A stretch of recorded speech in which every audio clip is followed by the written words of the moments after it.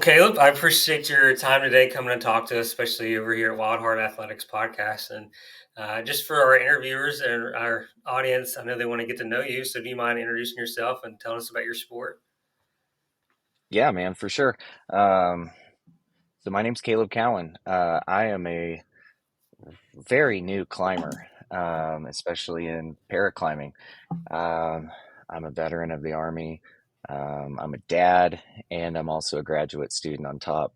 So I recently I competed in nationals for paraclimbing and ended up faring well enough to go to the World Cup in Salt Lake City. And now I'm preparing to leave tomorrow to go to Innsbruck, Austria and climb.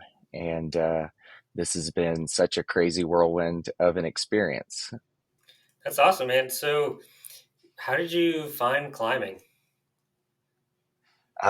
Man, I've always wanted to rock climb. When I was really little, my older sister had a boyfriend that rock climbed, and he let me rappel, down like a storm ditch or something, but at like 8 years old, 6 years old, you feel like you're going down, the World Trade Center rappelling, so I'd always True. wanted to do it. I did a lot of rappel ops in the military. I'd always wanted to climb, never had. And the Kirstie Ennis Foundation, ran by Marine Corps veteran Kirstie Ennis, they hosted an annual amputee rock climbing clinic, and I applied for it a couple years actually, and I finally got accepted to the clinic last year, and I went and did it, and it was the one of the most impactful moments of my life for sure. So, how did it impact your life? Man, I mean, I guess we're gonna deep dive into this, dude. I mean, we can't. And the reason I'm Yeah, asking is I know we've talked before, and like you, I'm a veteran as well, and I know I found climbing kind of like in a transition of like coming out of the military, but I know yours is a little bit more different, being an adaptive climber because you're an amputee and you got involved with the Ennis Foundation and we've seen them before. But I'd really love to know why climbing's so special to you. yeah, for sure. Um, so um, last year marked my 5th year of being an amputee and kind of getting out of the military, and I had struggled so hard through that process just because within 5 weeks of my daughter being born, I had had my leg amputated. And then I went through a divorce, and my soon to be ex wife and child moved states away. So I had to travel back and forth and see my child. And then we went through COVID, and I had my child, and I moved to co parent with my ex. And I had never just had the time to kind of, heal, like really transition out. And man, I struggled. Last year, it was really one of the absolute, like, darkest, probably most hopeless points in my life. I just lost a job from having a mental breakdown, like full blown crisis mode, man. And going to that clinic, man, completely, it legitimately saved my life because I was at such a point where I just had no idea where to go from. And so for me, climbing showed me not only like a community of people that just see you and want to share, their passion as well, but it connected me with so many people that showed me that there's so much more to life as well. So for me, it's just so special because I get to be out in nature, I get to be outdoors, but I also get the chance to share something potentially life saving with other people. And so it just really holds a special place in my heart. I hear, and I felt that effects too. Kind of finding that what people don't understand is how amazing the climbing community is. And I say that because I was talking to Morgan the other day, and she mentioned that she just felt such love and support. And I'd really love to kind of hear your opinion on the climbing community and things like that. Yeah. Well, and man, my opinion is it's totally my experience. Of course, everybody's experience is theirs and theirs alone. And I'm very new to this too. So, I don't have a ton to go off of yet. But for me, the climbing community, and this goes just in general for the climbing community, is just, there's some of the most rad people. And when you think about it, we're all just playing rocks. Like, and we're so excited, like, hey man, do you want to play rocks with me? The climbing community is just so cool because it's just so open and welcoming. It doesn't matter what grade you're sending, everybody is cheering for you regardless. Like, they want to see you send it. It's such a unique group of people, and in a lot of ways it's kind of like, the dirtbag outcast ragtag misfit crew of people, in a lot of these groups of climbing. And I love it, man. I think it's just so freaking cool. So how does that compare to kind of the adaptive community within the climbing community? Man, so the adaptive community, and this is, again, it's my experience. So being in Florida, I'm really separated from the rest of the adaptive climbing community. I mean, dude, you couldn't pick a more flat state to be in and then call yourself a rock climber, right? Like, there's one natural boulder in the whole state of Florida, and it's where the ocean had just beaten down the cliffside. So, for me in the adaptive community is I'm still kind of at this point where I'm not super connected with the rest of it, but in that same sense, the people in the adaptive community are so eager to build and grow and expand the adaptive sport and make it, widespread and known. And so the adaptive community, especially, is super welcoming, and they treat it like a family because you guys have all also kind of, you've had to face adversity in one way, shape, or form. And there's just this almost communal bond with people in that community because you kind of all are there. You guys have all overcome something to get to that point too. So it's a super, again, it's a special group of people. Would you say you guys are pretty much like a second family? I think I think definitely it can be like a second family, and for a lot of people, it definitely is that second family, or for some, it could even be their, you know, primary family, depending on, their life situation. But it's definitely a family environment. And I've noticed that from the outside looking in that you guys are really close and kind of listen to the podcast with Brittany Davis is a fellow friend of mine. I've heard her talk about how nice it is because it's, you have someone that has an understanding compared to like, yeah, I can see her on the outside not facing a life change like someone's gone through. And then you guys kind of have each other. So I think that's really amazing. Yeah, it's really cool, man. And I think the whole thing and as a whole is totally what you make out of it or make from it, and it can be something special for everybody in its own way, which is really cool.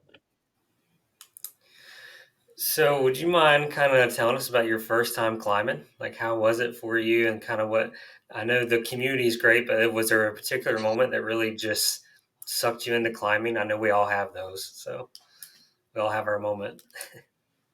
Yeah, and man, really for me, the first time I considered that I climbed was outdoors at that clinic. Prior to that, I think I'd done like two of those like small 20-foot auto belay rock walls. Um, so for me, when I went to the clinic, man, I really considered that my first time climbing. And the first day we went out, I didn't have an issue with anything. The second day we went out, I was in a total mental funk and I just sucked. Totally sucked. I was so defeated by it. And by the third day, we went and climbed out in Rifle, and we climbed a route that I struggled on, but then I made it through, and I kind of just, that was like the hook, line, and sinker, man. I was like, okay, I freaking love this. Let's do it. So, what was it about that climb? I I think it was the individual component of it, that it was totally my responsibility. But also there was, I got, I fell, um, and I got the opportunity to evaluate the situation of why did I fall? How do I make it through this? I know I can make it through this because A, this is probably one of the easiest freaking routes out here. So just like problem solving through it, and kind of getting past that internal like point of pity almost where you're like, man, why can't I do this? So for me that was just such a like impactful experience of like there was failure, there was growth, and there was success out of it, kind of all in that same couple minutes. And I don't know, man, it really got me. It's got his claws in you now, huh? Yeah, dude. Super deep. Do you still either volunteer or help out the Ennis Foundation? Back in October, I went out to Kirstie's annual Oktoberfest, and spent my birthday hanging out with them, helping a little bit, just kind of being with the group. This summer, I'm going to be volunteering and helping out with her climbing clinic, which I'm super stoked about, just to get to see other people like kind of experience what I got to experience. So I'm super pumped about that. But even outside of like the Kirstie Ennis Foundation, I've been working with Parrot Cliffhangers. I established a climbing chapter, an adaptive climbing chapter, at my gym in Tampa. And then I've been working with our VA hospital on getting staff trained and set up and having the climbing wall in the hospital actually integrated as a modality of therapy that providers in the VA can write you a prescription for rock climbing.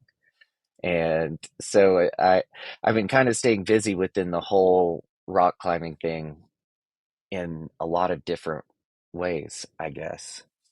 Man, that's incredible. You're kind of getting involved with the VA. I know sometimes that can be a headache. What's kind of been your experience, and like, what do you hope, especially in the future, as far as getting maybe, like you said, rock climbing as a prescription? That's really awesome. Yeah, man. Our VA hospital in Tampa, right up the middle of the hospital, you can access it. I mean, you walk by it on every floor from the elevators. There's a freaking 45-foot rock wall in the hospital. And it's only been used maybe like twice, since COVID. And for me, going into the VA, it's literally right next to the prosthetics office too. And so for me, I'm like, hey man, how can we, like, I'm trying to just get my prosthetist to be able to belay me so we can just try different feet, because you can't try a climbing foot in the office like you can a walking foot. So it just started with me just being like, hey, how can we use this so we can like dial in climbing feet without me having to go back and forth? And then it kind of rolled over into this, well, can we do a clinic? Like, let me talk to rec therapy.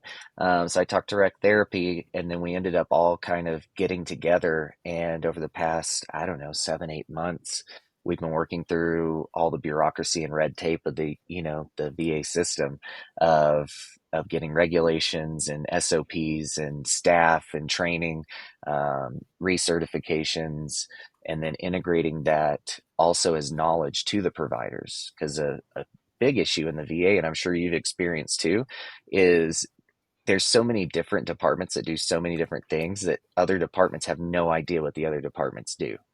So just integrating it as knowledge to the other departments, we're hoping that physical therapy, occupational therapy, primary care managers, prosthetists, all these different providers can refer patients in the hospital or other veterans just as go to rock climbing. It can be a mental health therapy, it can be a physical therapy, it can be both. Like it's it can be whatever it needs to be, but it also holds so much power for healing. And especially veterans, because a lot of these veterans, man, they get out of the military and they lose total hope. They went from, being hard charging and being a man to, we're sitting here disabled and in self-pity. And so for a lot of these guys, just getting them on that wall and like getting them up to it and being like, you're still here, you can still do this. That could be all that they need to just maybe save their life too. Yeah, Caleb, that's a phenomenal thing that you got going on that you're starting to grow. And how do you think would be a good way to maybe expand that to other?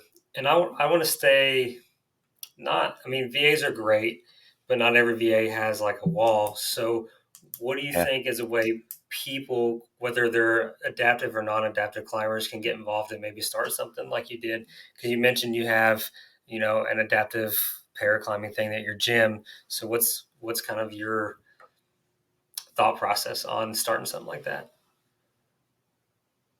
Yeah, to me, the way that I approached it, I had looked at the different organizations that have adaptive climbing chapters, and of course, being in Florida, there is none. So for me, I reached out to Pair of Cliffhangers and talked to Denny and Christina and said, "Hey, I'm a relatively new climber. I'm in Tampa. Um, is there a way that somehow we could like start a climbing group down here?" And so we worked through that. We started a climbing chapter out of my local rock gym, and it's it's just something that I've looked at of like, how do we get more people into this? And even with the adaptive climbing clinic that I'm doing in Tampa, I have a myriad of different people helping me as well. I have an awesome friend and my yoga teacher, Vanessa Paletta, that helps do adaptive yoga for our group too. Just learning how to meditate, be mindful, breath work, and different modalities of movement. Like that's so valuable, and we have people that are helping as well that are occupational therapists and route setters. And um, if they're helping and they're an able-bodied person, I make them sacrifice a limb and climb without the limb. Um, so they have to pick, a hand or a foot and eliminate it and do the routes with us. And it's, I feel like making it it's inclusive, right? So I think making it inclusive and making it about the experience for other people is so important. We had one person on uh, the first session that we did. One of our participants came up after and said, "This is the first time in over 30 years of my life with a disability that I've felt seen and accepted, and like people were here to help me. And I just want to thank you, and I'm going to go home and cry now." Like she told that to Vanessa, like after we had the session. Like that's insane, and I think that that's what it's all about. If you can make it about catering to the spirit of other people, making it about their success and getting them seen, making them seen. Um, I think that that's just so important for people, especially with disability, because with disability, you feel so isolated from people in a lot of ways. And so to just be in an inclusive environment for a lot of people, that's all they need. I think you touched on a lot of valid points there, and I just kind of wonder what would you maybe say to, because you mentioned the word like, people with disabilities be seen, heard, and understood. And I know a lot of people want, especially in the adapting community, want to be seen as capable because you guys are. I mean, you guys are athletes, whether you're not an athlete or not. But what would you say to those people that maybe are struggling to accept the new reality of a situation that's, occurred to them? And would you be like, hey, join the climbing community? Or would you say you need to find something that gives you a little bit of purpose and that gets you seen and that kind of speaks to your spirit, like you were saying?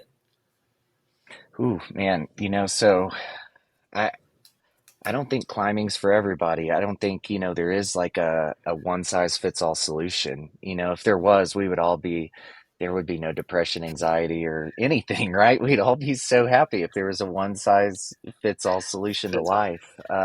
fair point. But man, yeah, it's just life is so complex as it is, and we have to, it's like ice cream flavors, man. We gotta figure out what flavor fits us. So for people, especially going through disability, it's so much about getting to the point of acceptance of where you're at.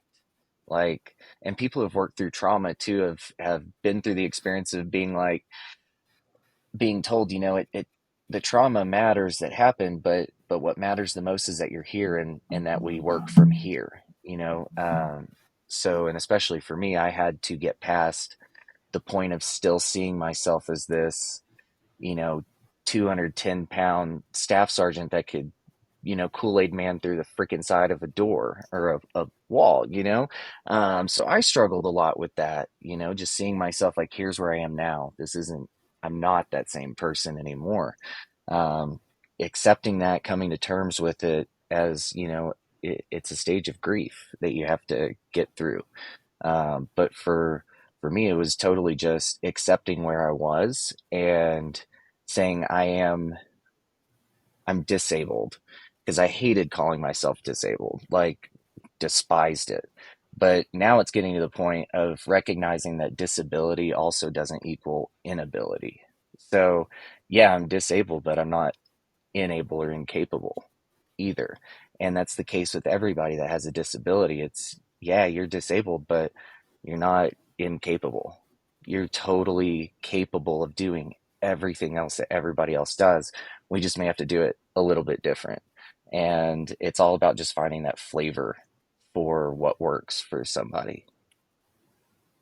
I don't know if that makes sense. Who knows? No, man, that was incredible. And then a good pairing of ice cream and sports. I don't think I've ever heard anything like that. I love it. That's It, awesome. it's Dairy Queen, man. It's You Dairy got Queen. all the different flavors. You got to figure out which one works for you. What is it? Which Blizzard is your favorite? To be quite honest, dude, I've never had a Blizzard or Dairy Queen. I think I've had Okay, chicken tenders from Dairy Queen. I think that's it. that's But or no, is it Baskin Robbins? The 31 flavors, Baskin Robbins, that one. oh yeah, yeah, yeah. The Baskin Robbins. It's with every Dunkin' Yeah, Donuts. yeah, probably. Oh man, no, I think you hit a lot of points there, and like you said, it's finding what fits you, what speaks to you, and what gets you basically out the door, and making sure okay, yeah, maybe you're at this point where you're still fighting against, like you said, you don't want, like you personally said you didn't like the word disabled or seeing yourself as disabled, but then you kind, you said that doesn't mean I'm not capable. It's not an inability. I still have abilities, which is why you're a climber. So speaking on abilities, and you're now a paraclimber, what are you doing for training? Like, how are you training and things like that? Man, and today's I have unintentionally climbed so much over the past couple weeks since being in Colorado, because there's just so much, 5-10 minutes away. Last night I bouldered with some strangers in the woods, which was spontaneous and just super cool. But for me personally, and I have a large background in athletics and training and competition in some form. So for me, I've learned that the only way that I can prevent burnout from something, especially competition, because I don't like to compete. I'm very internally competitive, not externally. So I don't care how good somebody does against me. I just care how good I did against myself. So for me, I have to make training fun. Like, if it's not fun, I'm not going to stay engaged. So I'm constantly just finding things to do that keep me engaged and keep me entertained and keep me moving and working and still challenging me, but in the same sense, just fun. And sometimes that's just going out into a new place and throwing a top rope, and an anchor, and just freaking climbing something new. And you get out there and you spend 5-6 hours climbing, and it doesn't matter that climbed something that wasn't some awesome freaking soul crushing grade. You just climbed a bunch of 5 funs, and you're still sore the next day. So, I'm not a coach, I'm not a climbing coach. I know that I'm not doing all the, perfect things to train. I still play on the kilter board. I still do, gym sessions and stuff, but for me, I have to make it fun. It has to be fun. How important do you think it is to make training fun? And the reason I say that is I've heard many people that have gotten into climbing and start trying to train to get better. It seems that the fun gets taken away, or now it becomes, I have to do this, not I want to do it. Yeah, that's the difficult part with competition is now there's a standard, right, that you have to meet. And so it's again kind of just making peace with the fact of okay, I've nobody's forcing me to compete, so I have to make my time here as pleasant as possible. Making it fun is just like with anything else in life. Our brains crave dopamine, they crave fun. So with anything we do, they say if you do a job that you love, you'll never work a day in your life. That's how everything is. If it's fun, time flies, man. So it's so important to make it fun and to play and experience things. Sure, integrate a bunch of hard training and stuff too, but you got to make it fun. And some people enjoy suffering. I enjoy a really good suffer session some days.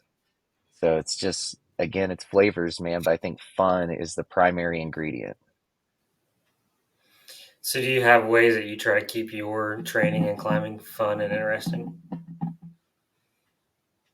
New experiences, for sure. For me, it's new experiences. So just getting out and trying something new, just getting on Mountain Project, man, and following the super cryptic directions from 20 years ago, and trying to discover a crag or a boulder or something to hop on. You know what I mean?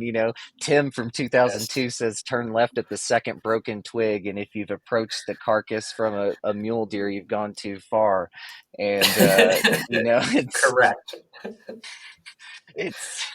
so some days it's just, and to me, like that adventure is just, it's hilarious. Like I can't tell you how many times I've passed the boulder, or the crag, the exact route that I'm looking for, and doubled back at, oh shit, this is it. And that alone just that cracks me up, man. And that adventure was part of the fun. Um, I just chase new experiences for sure. And I find a lot that just new people alone can make something that you've done already a different experience too. Um, so it's totally about just new experiences and new people. No, I think that's funny you mentioned the old mountain project directions. Those are garbage sometimes, but Dude, they're so funny to read. dude, yes, I love Mountain Project, man. It is like Reddit for climbers. Yeah, that is the perfect comparison. Reddit with a couple of crappy pictures from the bottom, not even on top of the Terrible. crag. Yeah, terrible with no peripheral image at all, just like the line that you're supposed to climb. It's like great. Yeah, a little line on a big crack, and then the best part is either A, you get there and you're so confused, and then you get on it, and then people come by and like, oh, what are you climbing? Oh, I'm climbing this. No, no, no, you guys are actually on the 512. If you go to the right more, that's the 5.9. It's like, oh, thank you so much. Dude, I literally had that happen like 3 days ago, man. Ended up on this 11A, and I totally thought that it was this like 8 plus, like totally like we're gonna do this one as our warm up. We'll play around on this, then we're gonna go over here and do this 10D. And we ended up on this 11A. And by the time we realized it, and it was trad or top rope only. So by the time we realized it, I'm like, dude, I'm not going up and moving the freaking anchor. So we're here, man. We're gonna project this 11A if we have to. And it's totally what it ended up being, but you kind of, make the best of it too. And on top rope, I mean, you can kind of make it through anything, dude, especially if your belayer weighs more than you. So, if you have to go out there and project through a bunch of sections and moves and just have fun and learn something and try something you haven't, who cares? Yeah, yeah, there you go. Pro tip, guys, go with heavier people, Go with which is heavier, hard to find in always have a climbing. heavier, yeah. Yeah, it's always, and I always end up kind of one of the heavier guys too, which is hilarious because I've never been a super heavy dude. Uh, but it's totally, I think top ropes, it totally has its place for training as well. It gives you that opportunity to just work through a section. And a lot of times that's just working through a section is what we need. We got to learn that body mechanic or that body movement.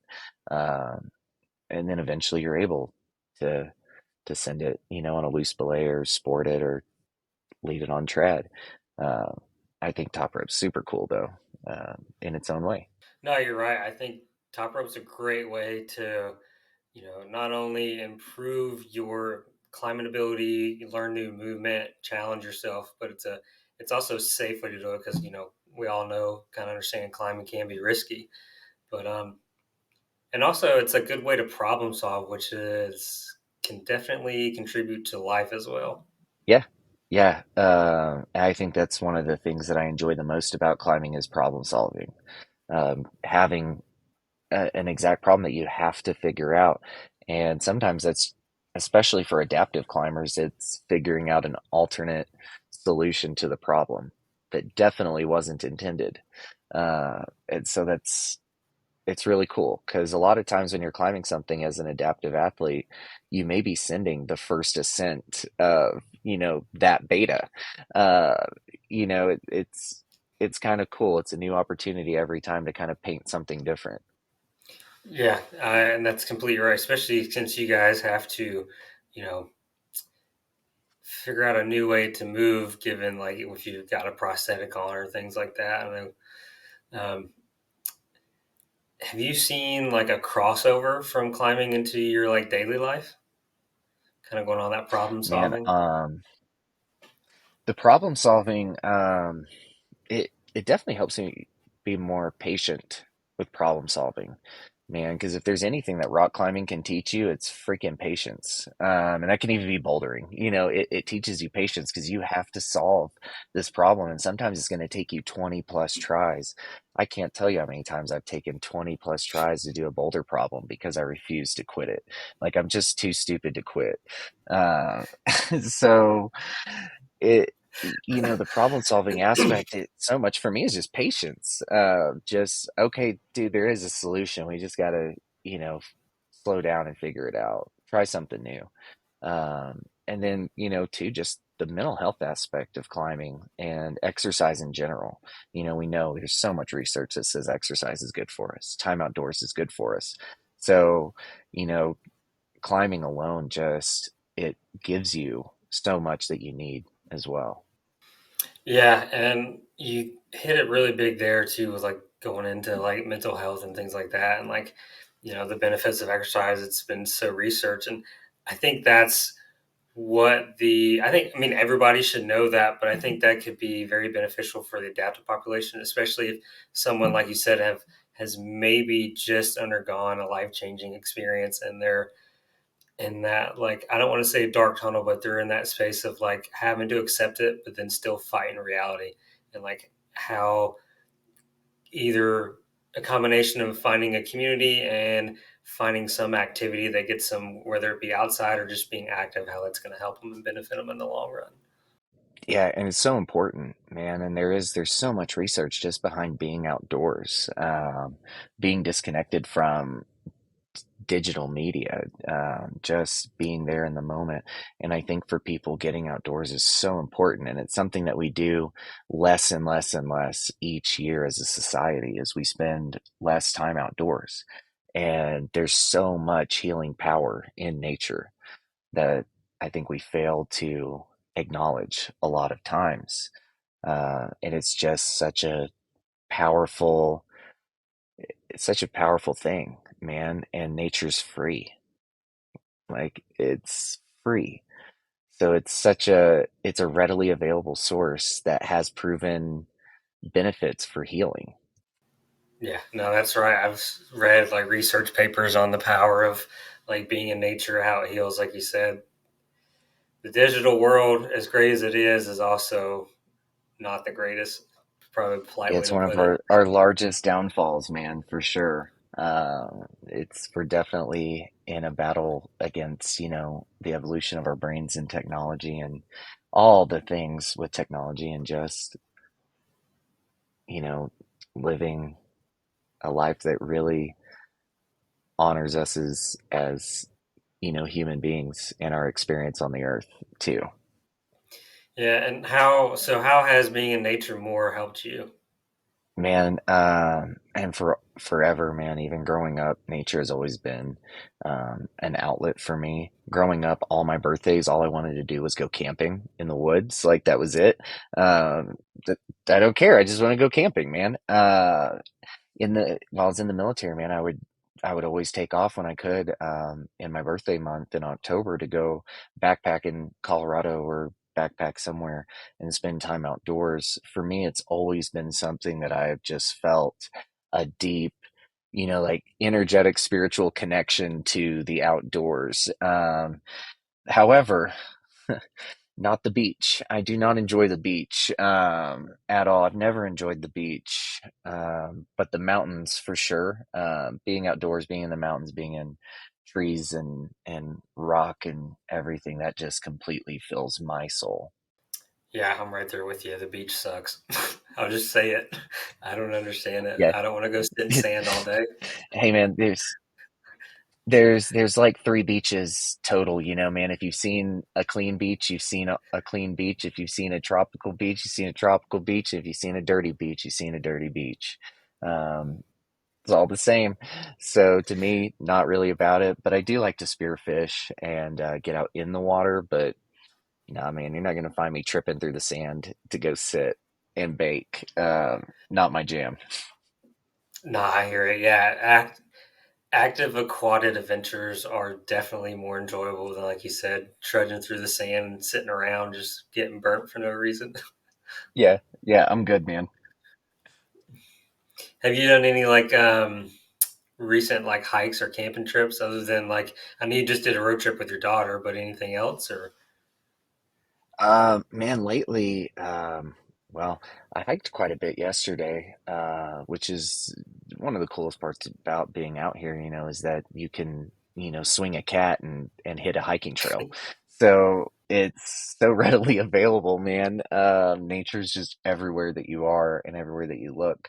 So, I've been trying to get out every day and spend time in nature, especially meditating. I've really over this last year been doing a lot of yoga and learning about breath work and meditation and movement. And for me, just getting out in the morning, finding somewhere to hike, get a good view and get nature in has just been super cool too, and so much different because it's not something that I really can do in Florida a lot because it's just so miserably hot. I don't enjoy that. yeah, the southeast is terrible. Even like the summertime, it's so hard to climb, and then like you said, Florida's about as flat as Kansas, I bet. So, It's so flat. you mentioned several times now, like yoga and breath work. So, how are you implementing those into your like? I would say, are you trying to do breath work when it comes to competitions? Meditation. Like I know that's good for mental health and stuff like that, but like, what's really driven you to try those activities, and how have they impacted your life? Man, so if you've ever met a super stubborn person, man, it's freaking me. I have a degree in psychology. I've read a million times. I've written a million times about, the benefits of breath work, the benefits of mindfulness, the benefits of yoga, all these things, but I've always been unable, due to my own pace and journey. Just always been unable to do it and make excuses for it. And over this last year, starting in the new year, I was like, I'm gonna pay for private yoga sessions, man. I'm just gonna freaking do this. I need to get more flexible for climbing. And then through the yoga practice, having meditation sessions at the end of the yoga practice and having that safe space and actually experiencing if you've ever meditated to the point that you hit that meditative complete tranquil state. Experiencing that was intense, man. And it's been a super impactful part of my life, like every day. The breath work, especially. And that can come a lot with just working with anxiety. Dude, I'm like the Energizer Bunny of anxiety. I do a really good job at not showing it, but under the surface, man, I'm just anxious as shit the whole time. So for me, like just learning my breath, and being able to utilize that as a tool in my toolbox, I have this, I can use it. It's free, it's natural, I can do it anywhere. And there are proven benefits to it. You can activate that whole parasympathetic network in your brain. You can slow down, you can, there's so many benefits, man. And it's really having that at your arsenal. Like, you don't have to use it just for one thing. It's such a Swiss Army knife of a tool that you have. Yeah, you nailed that perfectly because I was talking to Morgan about it too, and what's a lot of people I think don't understand is that the anxiety is actually a physical response. Like you hit on the, parasympathetic nervous system, which, yeah, you can educate yourself on it if you need to, but yeah, the physical response and being able to control that is like a big thing nowadays. Yeah, and man, the thing about anxiety, I was just talking to a friend about this yesterday, is that anxiety is a natural thing that literally every single human has programmed into them. It's an evolutionary survival mechanism. It used to keep us alive from predators and things. Nowadays, everything freaking stresses our brain out as an attack, and so anxiety is super prevalent, but we all have anxiety too. Some people just don't experience it as much as others. But it is a natural thing that everybody has the capacity for. So it's totally all about also just where you are individually in that, anxiety spectrum, and managing that. Do you think people are able to learn to control their anxiety, or is it something like you just use the word manage? Do you think that's more of a better word to describe it? I think with anything that's a disability, or anything that's a disability or has a disabling effect on you, it's so much about it, and you learn through research as well. The literature says that we develop coping mechanisms for things. We have techniques for managing the disability, or managing the anxiety, managing whatever it is. Everything is management. So much of this, and anxiety is just about learning to manage it. And I know that through research we've also found that the more that we can learn to cope with and manage the stressors and the symptoms, and even change our environment, the greater ability we have to affect the change, that those things like anxiety are less prevalent. We can, I mean, through epigenetic research, we see that we can even change our environment and remove genomes from being passed down to our children too. So there's so much capacity for change just through our environment. It's truly incredible. Would you mind elaborating on that, the epigenetics and things like that? Because that's a very interesting topic.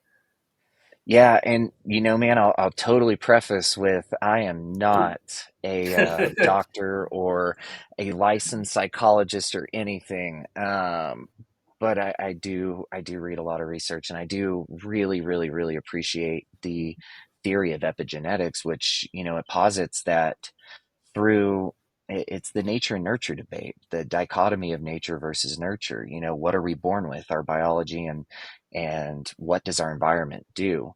And when it comes down to it, I believe it's like Brene Brown said, you know, genetics are the gun and the environment pulls the trigger. That's the nature and nurture, right? So what epigenetics suggests is that just through changing our environment, we are able to rewire our brains and rewire our genetic makeup, our DNA, that structure.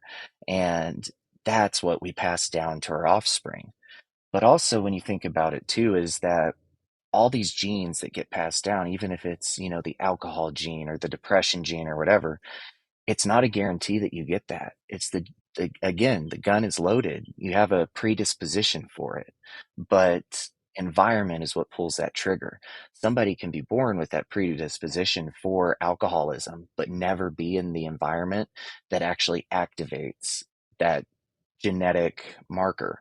Um, Conversely, somebody can be born with it and be in an environment um, that triggers and activates that genetic predisposition, and now they are an alcoholic. But what's cool about that is that their environmental change, they can also change that genetic structure so that they don't pass that down to their kids. So now their kid doesn't even have that predisposition. That's really crazy to think that we can change our DNA just through our environment. Just the things that we do and the things that we're around. Immediately what's around us, that's our environment. And we have total control of that. So I think also having that knowledge and that mind frame of like, A, I'm not doomed to a life sentence of any genetic predisposition like this, mental health wise, I'm in control of my environment. I can totally keep this, I can break the cycle, right? I think that's such a powerful tool to also be aware of. That was the greatest explanation, and it was so simple. I appreciate that. And I think you're right. I'm And you so glad that say, made sense, dude. no, it did. It is very simple. And like you said, it's a powerful thing to understand because a lot of people, whether you want to talk about limiting beliefs or whatever, which is definitely a rabbit hole we could go down, but I think the key thing to highlight is the environment, which circles back to no matter who you are, whether you're adaptive or not, is finding a community, a good environment that is going to support you. And like you said, the environment can dictate how those at a genetic level some changes, which is really awesome, but it's important to understand. Yeah, man, and the environment's so important. It's everything, it's the foundation. The environment sets the stage for how our brain interprets the situation. So I think just being totally aware of the fact that you're in control of your environment and it can change. And you can be in an environment that completely changes you. It's such a powerful everyday aspect of life is our environment. And just having the awareness of control is a powerful tool. Yeah, and while realizing you can change your environment, and that's a big thing too. Yeah, Yeah. yeah, I'm in control, man. We'll change it. That's the great thing. We can change it. If we don't like our environment, we can change it. I had a question and I just brain dumped it.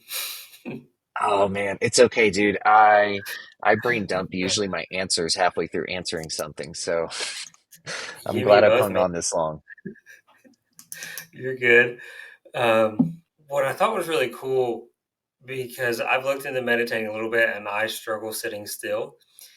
But I loved how you spoke about the fact finding um, it was like finding that zone. I would think I don't know how to describe it, but you're talking about you just like find that not happy space. But I would like you to talk maybe a little bit more about it because a lot of people maybe they try meditating and they never get to that like peaceful area, if you know what I'm talking about. Yeah, man, I think I called it a meditative state. Um, Yeah. That is the hardest. I think that's the biggest disservice that we do to ourselves when we approach something like meditation or yoga is we have this expectation already up front that I'm going to hit this meditative state immediately. But, hitting that meditative state like that's a cornerstone. That's just part of the practice. Meditation is a practice. For me, I struggled so hard and I tried meditating so hard over the years. I mean, hundreds of hours of guided meditations trying to figure this out, right? And my brain, man, my brain never stops. So it keeps me up at night. It wakes me up in the morning like my brain never stops. So anybody else that experiences, what I do, it's, what I mean when it's like, I can't freaking meditate. What the hell? Like, dude, I can't turn this thing off. Like, it's just going. I have so much to do. So I learned that it's a practice, and also it's natural. My yoga teacher told me about when she was learning in India about yoga. One of the students had asked, how do you control those thoughts? How do you make them stop so you can actually meditate? And the yoga teacher had told him something to the effect of, it's you are the boat on the ocean. You can't control the waves. Your thoughts are the waves. They're gonna hit your boat no matter what. The principle is that you're in control of your boat. So those thoughts can come and go, but you can keep your boat steady. Um, you can move. Thoughts can come and go. It's totally okay to acknowledge that thought as a wave and let it pass your boat and go. It was there, now it's gone. Those thoughts are gonna come and go. And the longer that you're able to even hit, 2 seconds of not having a thought, soon it'll be 5 seconds of not having a thought. And before you know it, you've practiced it enough times that you are able to hit that state. And sometimes it's all about the environment and the space. So much of it is about energy. There has to be that right amount of energy uh, to make it all possible. But at the end of the day, it's a practice that we all, have the capacity to do. But it's definitely not a linear thing at all. Thank you for that explanation, because I know myself, I definitely struggle with that. And it's like the frustration of like, I'm doing it wrong, I'm doing it wrong. But yeah, that the way she said that and the way you Yeah. said it makes total sense. Yeah, and that's the biggest disservice too, is that we tell ourselves, I'm doing it wrong. There's no freaking right or wrong way to do this shit. You know? We always set a freaking standard for ourselves before we even, who the hell am I to set a standard for how this should go when I don't know anything about this, you know? So much of that just, I've learned to just take what the universe gives you in something and have no expectation.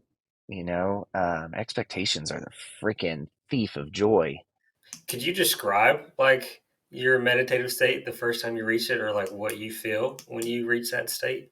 Yeah, for me, man, and again, I struggle so much, just calming my mind, but also feeling able to relax in an environment that's like outside of my home. you know I'm at the yoga studio. This isn't my home environment. I'm still on guard. I'm a little bit more hyper vigilant. This isn't home to me. um so much about it was having the space, being provided the space by my yoga teacher Vanessa too, of just, I've got the space, like, I've got your back, we're in here, we're doing this, I got you, you do the work. I got you. That was just being able to experience that and being able to fully relax and have that energy, um, was so impactful. And to me, I mean, that meditative state felt like I took a freaking 3 hour nap, man. It was so amazing, but I was still kind of, conscious, but I wasn't. And it was just so awesome, man. Definitely better than any drugs that I ever got in the hospital. No, that's fair. And I'm actually really glad you brought up the hypervigilance, because and I'm asking because I'm still that way. Like, I don't think that's ever going to go away. But do you feel like it is maybe dialed back for you, given all your meditative practices and yoga and your breath work, and that it's a practice you're trying to get better of, and that has helped improve it and maybe manage it? I don't think that the hypervigilance is such a symptom of trauma in one way, shape or form, because our brain is now wired to say, you know, something bad's going to happen any second now. There's really no way to stop the hypervigilance. In a lot of ways, that can make people with hypervigilance, especially veterans, great protectors, because they are so aware of their environment, but at the same time, it's definitely not good for us. Our brain is straight engaged in the fight mode, and that's not good for us. So it's such a multifaceted, concept too, that I who knows, what the right answer is. Yeah, yeah. I mean, like you said, everybody's situation is kind of different. Yeah, hypervigilance is just something that, it's there. So again, it's kind of something to manage as well. Like it doesn't really go away. It decreases, maybe you're less hypervigilant, but you're still kind of the same amount of aware. Your brain is just not in that fight state as well. So much of that is just the awareness and learning how to just put yourself out of the fight response. And so many of us are just stuck in that, man, because, it doesn't matter what your trauma was. Trauma is trauma is trauma is trauma to the brain. It doesn't matter what your trauma was or what your worst day was. Everybody's worst day is their worst day. Everybody's trauma is their trauma. So, millions of other people feel this same way, regardless of what their life experience was.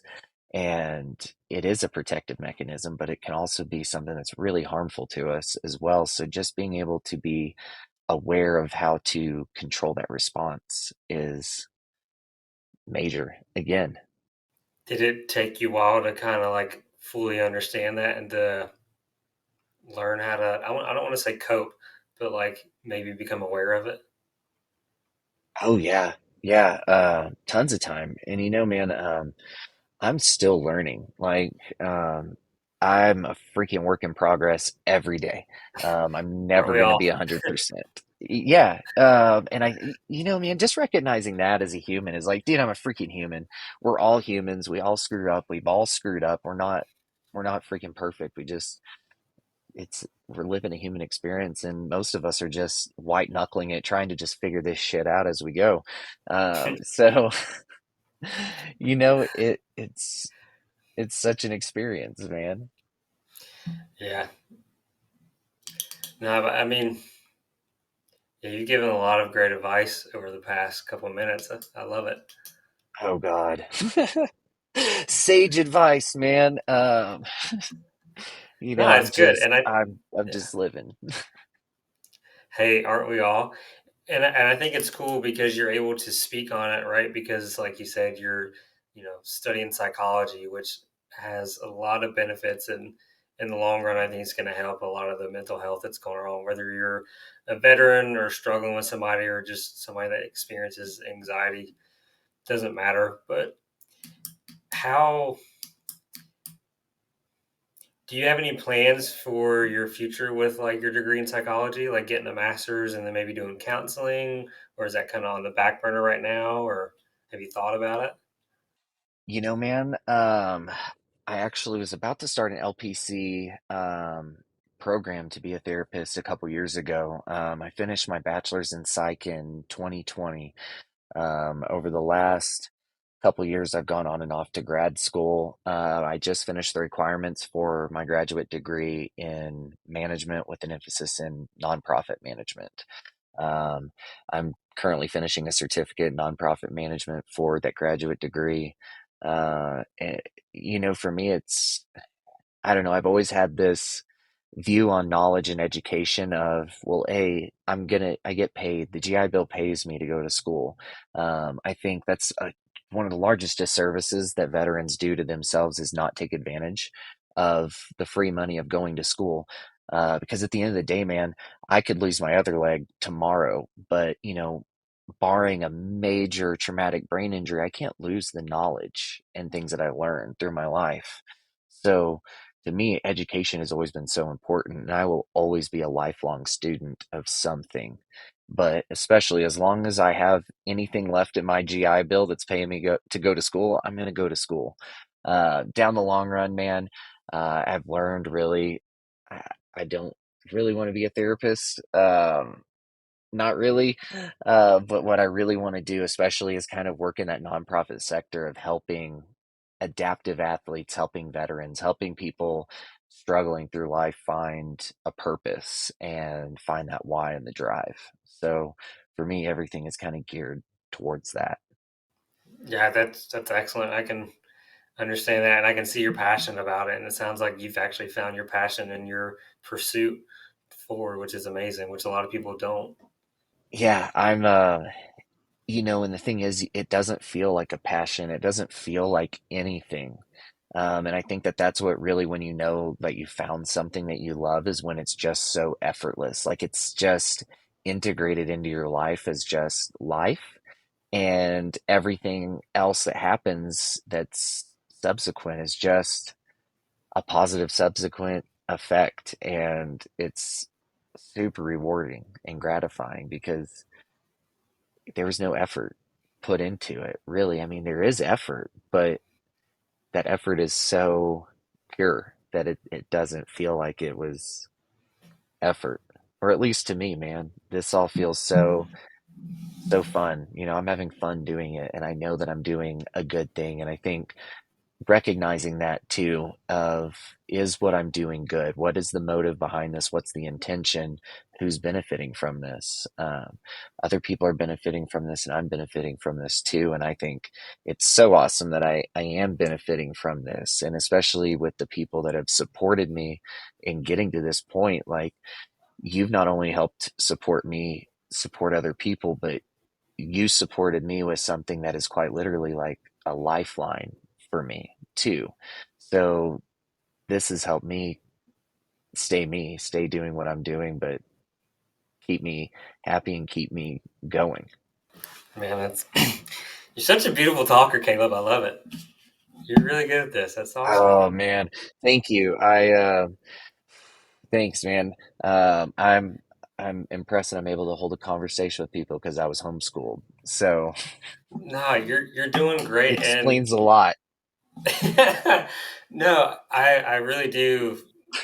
Yeah, the way you describe things are just excellent, and you explain it so simply, and I love it, and it's really cool because what really stuck out is you're talking about something effortless, right? You know, I think that's where a lot of people get certain things wrong, because they feel like they have to do like the grind and the hustle versus finding something that gets them up every day. They want to go do it. And like you said, it feels effortless. Like, yeah, you have to work hard. You can't get past that, you know. But I think what's really unique about what you're talking about is giving back. And I think that is the key that maybe a lot of people don't understand. And like why people can stay in certain things and do so much, because they're giving back. There's no better feeling than giving back and helping people that have helped you. Yeah, and man, it's when you look at people in, and I'm going to say this, the pure side of nonprofits, because there are some really shitty people in the nonprofit world that are just using it as a tax shield. But the pure people that are in nonprofits, all of them are overworked and underpaid, and they absolutely wouldn't trade it for anything. And I think that that speaks just volumes to the effect of servitude in helping other people, is that they're overworked, they're underpaid, and they freaking love it. So what is it that's making them love it? It's totally the servitude, seeing the effects of their actions, their behaviors, their help, and their support on others. It's such a gratifying thing, and it's so good for us. Nothing will ever replace the feeling I get every time I get to have a conversation with you guys or like help people out, especially. And I think that's what's really driven my path towards physical therapy. Like I got introduced to a physical therapist because I used to work at a climbing gym after I got out and started school. And like, yeah, the interaction shaped, kind of the path I'm on. But then getting involved with patients and having to getting to climb with Brittany Davis and not knowing anything about the adaptive world was like cool. And then I got another experience working with it was a adolescent runner we had come in that it was a cycle. I think it was a psych ended up being a psychological thing, but her 3 out of 4 appendages like shut down and she couldn't move them. And like that's a scary thing, but like just being there and being like, what can I do to help? That is what really drives me. I think that's what a lot of people should probably start looking for. Just kind of like how you're talking about, the underpaid, but they love it and working so hard. Yeah, and again, man, I always try to point something back to research, because I just don't want to spew shit. But there's research again, behind servitude alone. It is such an integral part of our beings, and just doing good things for other people helps us so much on an emotional and cognitive level. Yeah, I've definitely felt those effects. Yeah, it's incredible, man. I wouldn't change it or trade it for anything. Have you, so it sounds, so once you get your certificate, which it sounds like you're about to finish up, do you have like a plan set ready to go? Or are you still in the process of it? Do you have a name? Man, so what's the point of having an evil plan if you tell the internet about it? Oh, Um, that's fair. That's fair. there, yeah, man, really the biggest way that I'm looking at this is I'm still figuring out exactly what I want my exact area to be. And the nonprofit sector is very oversaturated in a lot of areas as well. Um, I'm still figuring it out what I want to do for that so that I can have the best reach and the best effect too. I'm I'm constantly talking to people that I know that are in nonprofits about nonprofits and what's good, what's bad, what to do, what I shouldn't do, and I'm constantly trying to learn. So my plan is in a constant state of revision, and who knows when I'll be ready to start something, but I'm hoping, eventually within the next year or so, I'll be starting something and having an actual foundation that's helping people too. And you said you wanted to be mostly with adaptive athletes, or are you kind of like you just want to help everybody, or Man, that's such a hard decision to make too, right? Because it feels like right? if you say, well, I'm not gonna help this demographic of people, it doesn't mean that you don't care about them or you don't want to help them, but you have to be more concise and succinct and use a smaller demographic for a lot of these things too. So for me, definitely, I do want to work with veterans. Especially adaptive athlete veterans or veterans with PTSD, especially. There's so much healing power that can be gained through this. So I definitely want to help veterans. Super soft place in my heart for them, obviously, right? But also, I want to help adaptive people because at the end of the day, the only way that adaptive climbing, paraclimbing can grow is if we are expanding the reach of paraclimbing, which means we have to have more people doing it, more people showing up. So, for me, it's just so much about helping veterans and helping adaptive athletes. And networking too, because I don't want to be the person that you come to and say, "Hey, I need help," and I say, "Well, good luck. I have no idea, no resources." If I can't provide it for you, I want to have a friend or a colleague or a resource for you to go get what you need. I don't want you to just have to sit there and keep searching through the haystack for stuff. So even if I can't help you, I want to have the foundation where I can get you the help that you need.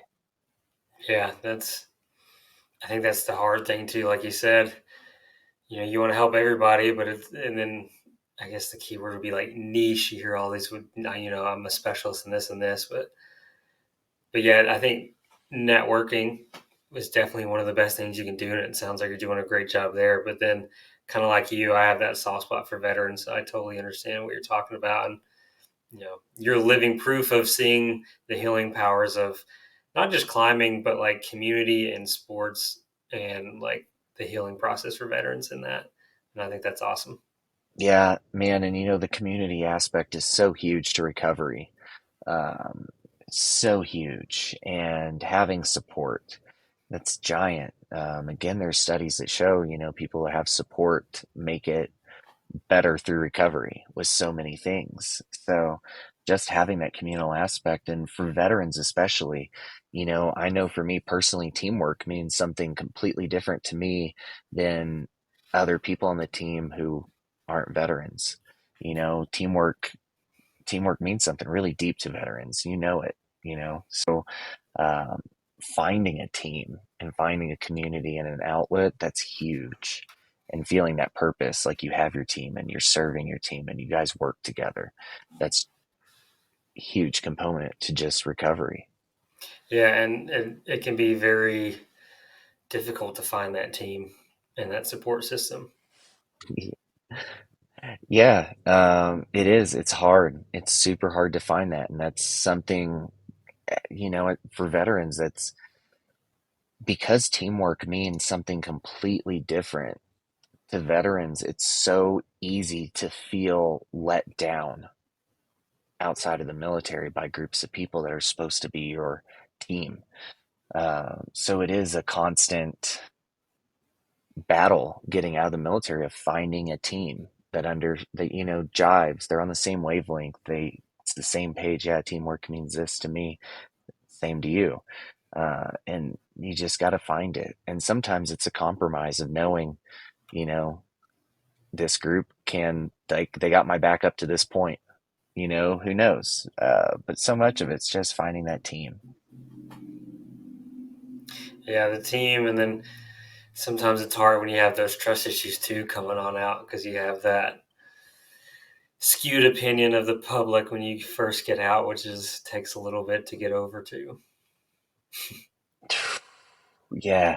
Yeah. Man, there's so much about the military that, due to its nature, just rewires and reprograms so much of your existence, and transitioning out of the military is such a difficult thing that leaves so many people feeling so alone without a support system or a network. It's You see it all the time. And you see it in every VA hospital or even on street corners, man. Veterans struggle. And it's because they've been socialized into one form of life that's completely isolated and sequestered them from society and civilization. And then overnight, now they're part of that society and civilization with no training of how to interact with that group. And it is the most isolating thing for so many veterans because they don't belong in that group. So much of it again is just about reprogramming ourselves and learning, well, the military wasn't just 100%, like, that's not the only thing about me. Everybody's a puzzle that has 100 pieces to themselves. The military is only one piece of that puzzle that makes, each one of us us. It's a very important piece, but at the end of the day, it's not the only thing that makes us us. So it's so much of that transition is just finding yourself, because through the military, you don't get the opportunity to be yourself. If the military wanted you to be yourself or to have feelings or have a personality, they would have issued it to you, right? So You're you not don't get wrong. to discover yourself, man. You see it as soon as dudes retire, they go smoke a ton of pot, they eat freaking Cheetos, and then they get into like woodworking or some weird hobby because they've never had the opportunity in their freaking adult life to just explore what they want. So much of it is just exploring and learning what you want, man. I think you just hit on every new veteran-owned business that smokes pot and does woodworking. That was the best Bro, description. I've been there. I've been there, man. I Uh, smoked pot and owned a woodworking company, man. I speak from experience. oh, that's live on the ground. Yeah, buddy. Uh, no, I think yeah, like you said, it's I know personal experience. It was that like wrapped up in that identity of like, oh, I'm this person, yada yada yada, and then it was like slowly figuring out that like, no, there are more parts to me than just that one part, and like, even though it was a formative part during my formative years, and it's kind of helped shape me. It was a great experience, but I'm more than just that experience. I'm more than just a Marine, I'm more than just a climber. I'm more than just this. Like, I am who I am, but it's like finding that self identity and maybe taking that time to do that. And sometimes that road can be a little bit rougher depending on, your trauma that you've gone through. Again, if you're an amputee veteran or, someone that's kind of on the disability side, it can be a struggle. And other than community, I also think mentorship's a good thing. And that's something that us veterans should be trying to be better about is mentorship. Yeah, the mentorship thing is such a difficult thing for veterans too, because you are so programmed to not ask for or accept help. Like, if you're asking for or accepting help, you're an incompetent individual. And that's so false. It's so false. So learning that you can accept help and that doesn't make you less of a person in any way, shape, or form, it actually makes you so much more of a person because you're able to identify an area that you need growth, but that you're not able to do it yourself. And that vulnerability of having somebody help you is super transformational because otherwise you may not make it through something. It may remain a roadblock for years or your whole life. So the mentorship thing is giant, but so much of it too is just on that person of being able to accept help. Yeah, and it falls on us to one, be open, be vulnerable, to accept that mentorship and to want it and ask for it. But then at the same time, it's on us to offer it and to maybe overly push that offer too, because like I said, especially someone that's been out 6 months versus someone that's been out a couple years, it's a little bit different. You're a little bit further developed into the society you've entered that this person is coming into. And like the prime example, I just had that when I was at my lab a couple weeks ago. A girl, her boyfriend just got out of the Marine Corps. He's been a couple months out, and I was like, well, if he needs anything, you know, he can reach out. But I also didn't overly offer my number. I didn't overly like ask anymore. And so, like I said, it kind of comes back on me, right? So, like, there's two sides to that. Yeah, and there are different sides to it, and I think sometimes a lot mentorship can kind of happen unspoken too. You kind of meet one of those people that just kind of subsequently becomes your mentor through friendship or through something. And that's a super rare find, but it's also such a super good find too, because people like that aren't just usually a chapter, they're in multiple chapters of your story, which is super cool.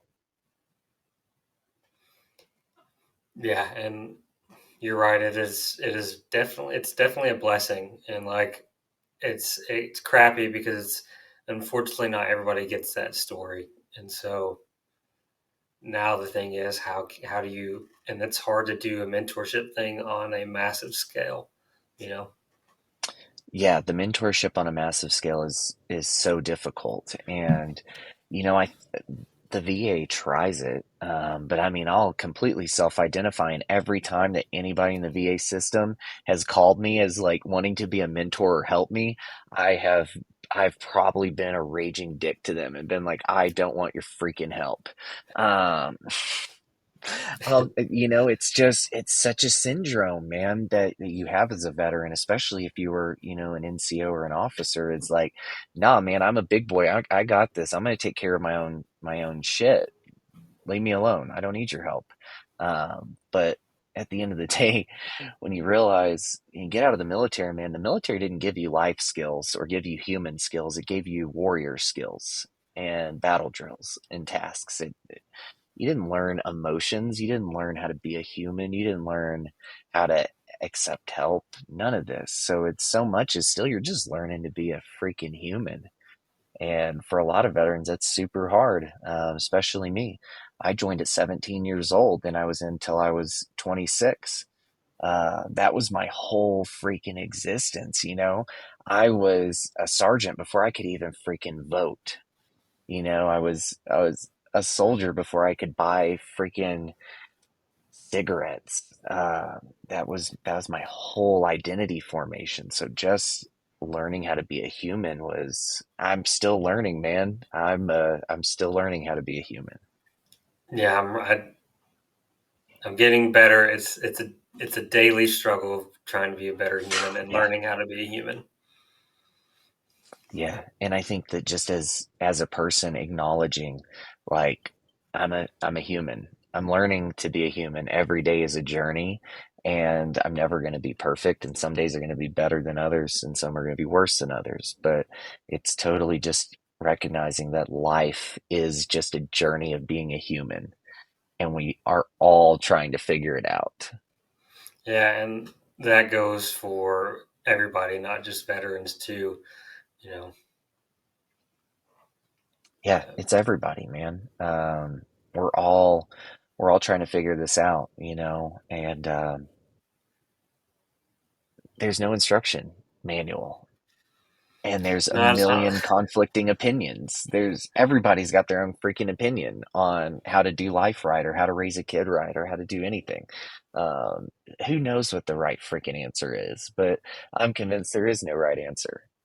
Yeah, given my life experiences thus far, yeah, I don't think there's a right answer. I think it's just the best thing you can do is learn who you truly are, spend time with yourself, and at the same time, just do a bunch of good, and you're never wrong for doing the right thing.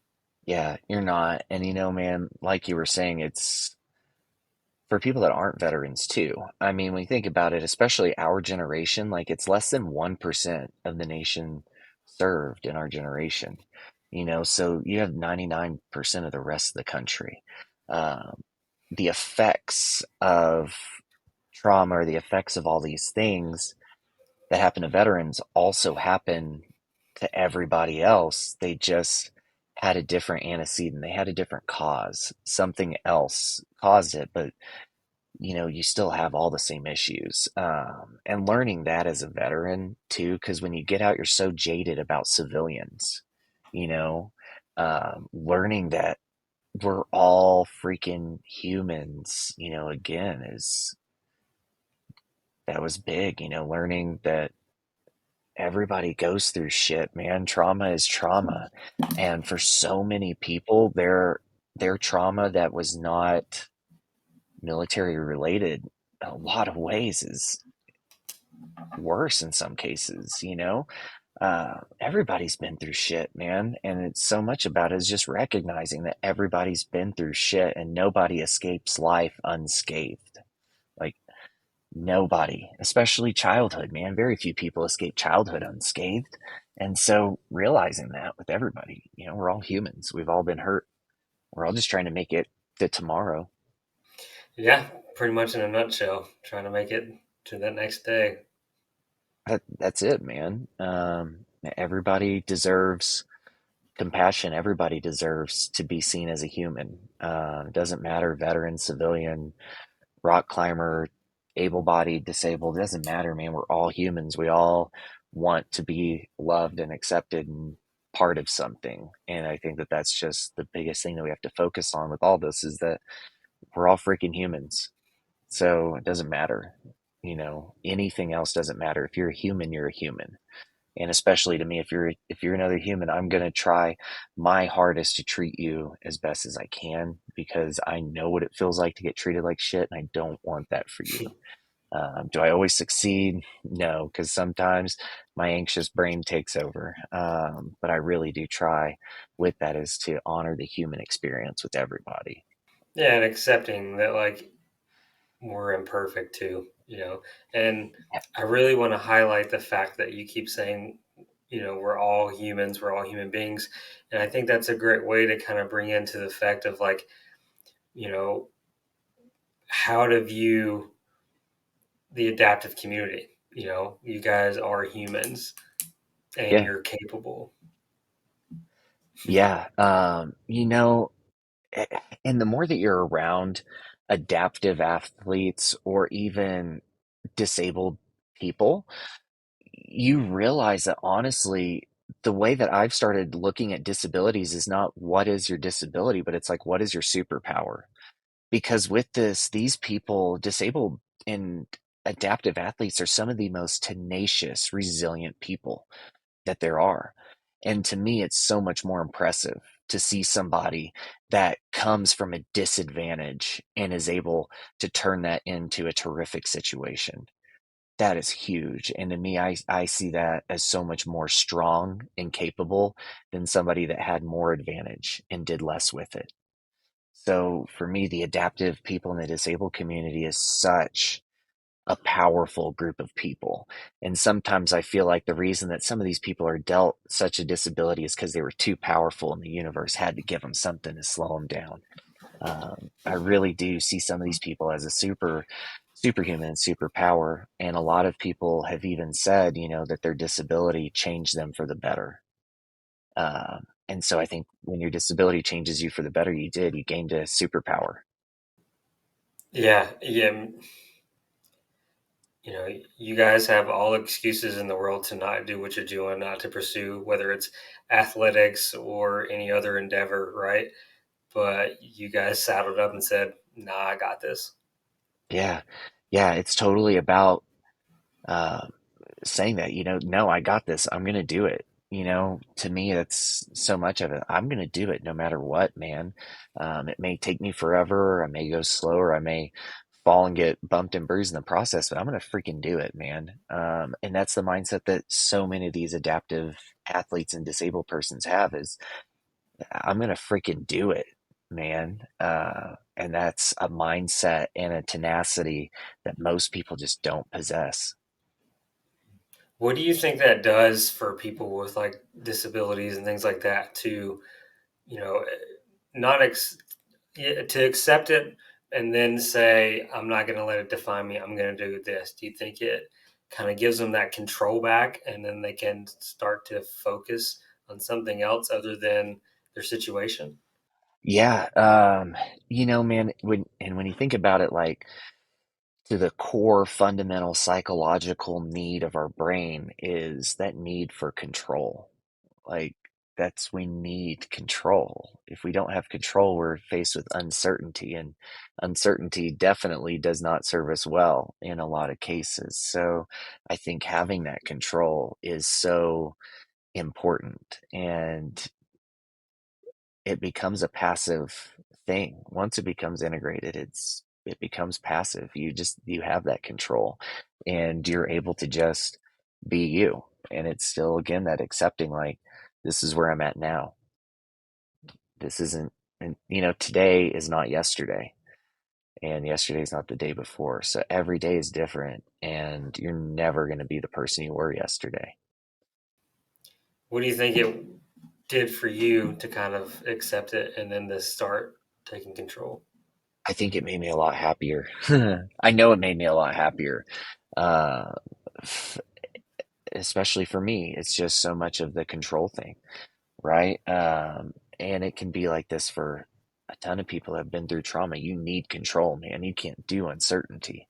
So, for me, the control part of it, like realizing, I'm in control of my environment, I can do X, Y, and Z. Um, that control makes you feel so much happier because you're content with how things are. You're not worried about what's happening next or what's coming next or waiting for the next shoe to drop. You're there.